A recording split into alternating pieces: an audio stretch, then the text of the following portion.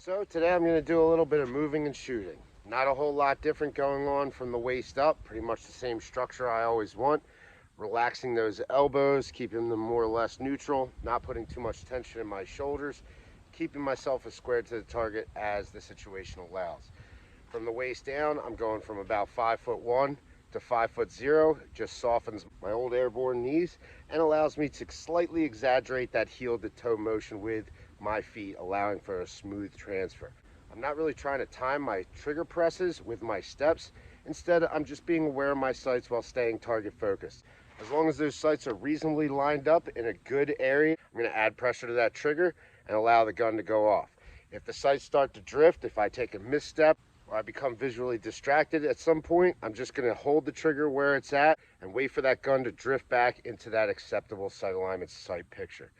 About 12-15 yards, move in towards the target. I'm only doing about 3 to 5 shots just to get the reps in of shooting and moving. My overall goal is to become a good defensive shooter.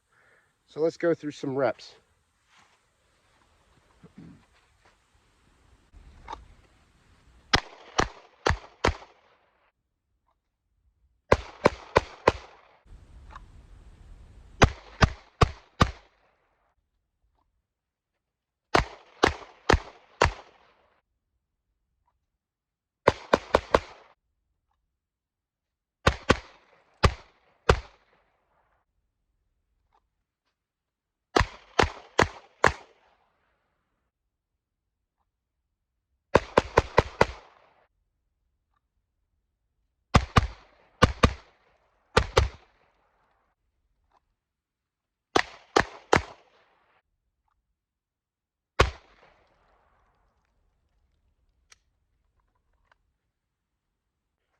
All right, so nothing too fancy, nothing too fast. You see a couple of C's. And of course, that last one I messed around and hit that head of A box. But anywho, that's from like 15 and in, you know, nothing too fancy. Sometimes you go to the gym, you work out to get stronger, and sometimes you just don't have it in you. So you just go to maintain, okay? This is a maintenance day. For a lot of us, myself included, this is a farther distance to be shooting on the move. But I just want to make sure that I'm able to keep up a decent cadence. And as soon as that sight alignment sight picture allows me to do so, I'm going to take the shot. I'm going to add pressure. I'm going to do what I can do, what I know I'm comfortable doing, maintaining that level. And we'll see what happens. I marked my C zones and that one mess around A box hit. Let's see what happens. Here we go.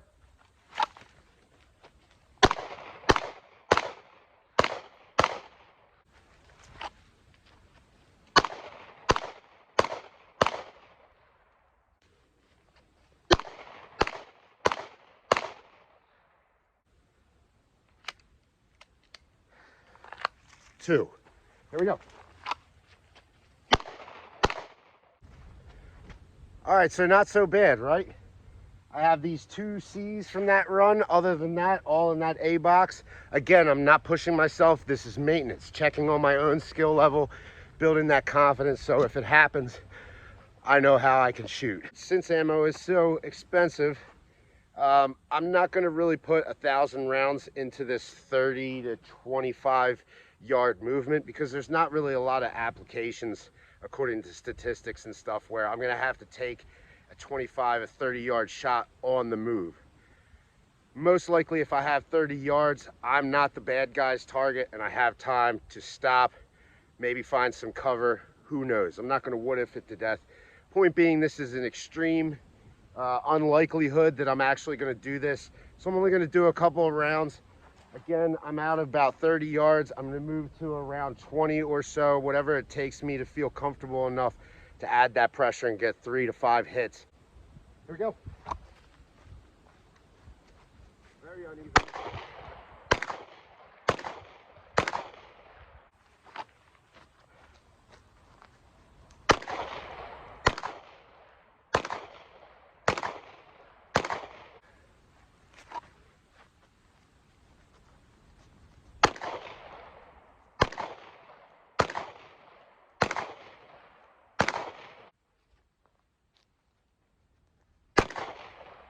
Stepped as I shot and I threw one delta low right. overall, I'm not really mad at it. No rounds off target, so that's a plus. All right, so I've gone ahead and marked my errant shots. 1, 2, 3, 4 deltas, 7 Charlies. This was actually a line break. Those deltas were, I felt them. This was that last single round that I knew I chucked. I happened to step at the same time as the trigger broke. And this is what happens when that happens. That you could see me, I wasn't far from the camera. It was probably 30 yards. Not making any excuses, just some diagnosis. Again, 30 yards on the move, especially ground that's as torn up as that is really hard to do, and obviously outside my skill level. So I'm not a huge fan of showy Instagram style shooting, but something that I do want to have a couple reps in, once again, just to stay proficient, is that close quarters style shooting. The important points of performance here is my first shots are going to break as soon as I come out of the holster.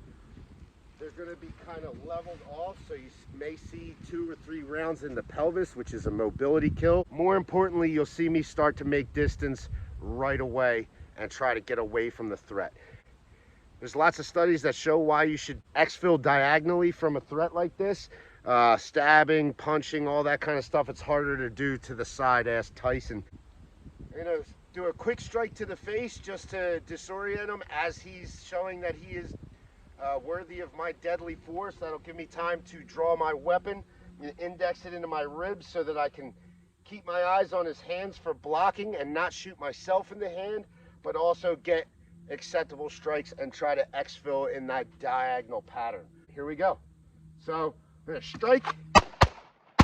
So you can see in these reps, especially in the slow motion, that I didn't do an adequate job of blocking strikes to my face with that support hand side while evacing. I realized this during it, and reviewing the video, it's even more egregious than I thought. But since I did realize my shortcomings, I went ahead and fixed it. I'm not going to finish on an L, so you saw I kind of bobbled for the gun. That's going to happen. That's why you need these reps. I'm not perfect. Still, all shots were on target. I'm going to do it one more time. All right, so for the last one, I'm going to show you a little bit of a variation. This time, instead of getting a face strike, I'm simply going to cover up as if he got the drop on me and whatever is already coming down. So I'm just going to block myself while doing everything else the same. Here we go.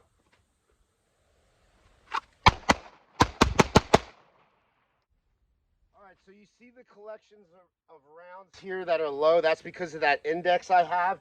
If you look, I feel good about them because they're exactly where that index should be. Tucked into the side, a little bit of retention for the gun in case he gets a hand loose. I still have the backing of my body holding that gun nice and tight.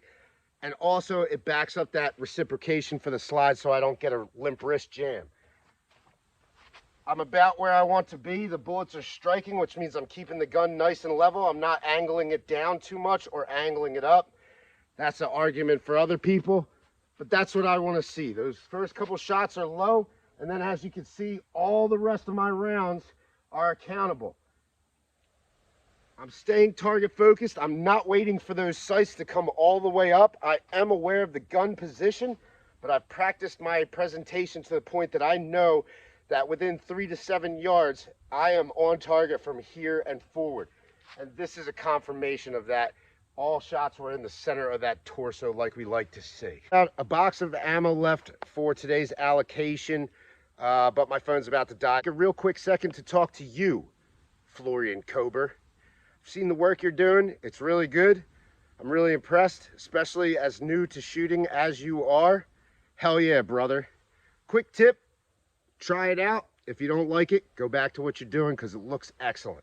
Obviously, the #1 teacher is reps. So I noticed when you're shooting, you have a little bit of barrel shake.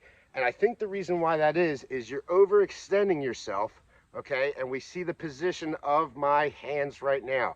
I don't really have a lot of chance to lock those wrists out the way they should be. Here it is with the gun, okay?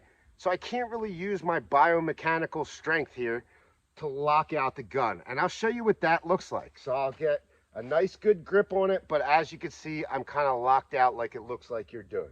Now watch my barrel when I shoot.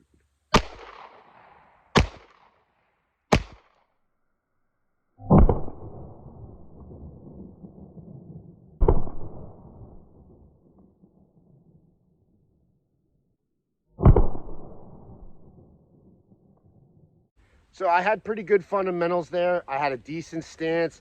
I didn't really move too much. I didn't change the pressures in my hands, which it looks like you're already doing. But you'll notice after I fire, you kind of see the barrel go like this. And that's what I noticed in your clips. Instead of overextending like this, which doesn't really give us a chance to lock out our wrists, relax your shoulders, first of all, just like you're in a regular conversation. Relax your elbows naturally. Bring the gun towards your face, and you'll notice my gun's kind of turned up towards the sky.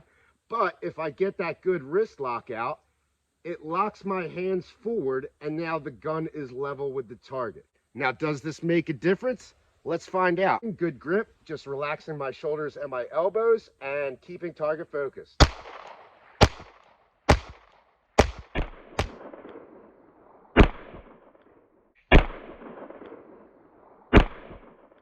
And you'll see that instead of the barrel kind of shaking after the shots because of my unlocked wrist, you'll see that the gun simply rises and comes back to where it started. Relax those elbows. You kind of want your triceps more or less even with the ground, and then just turn those wrists forward. That lockout will give you a much stabler position. Also, when the gun recoils, it'll come more straight back, which will allow you to acquire that sight or dot quicker. Give it a shot, keep it up, you're looking great. Remember, if you trust the process, you'll see some progress. Thanks for checking it out.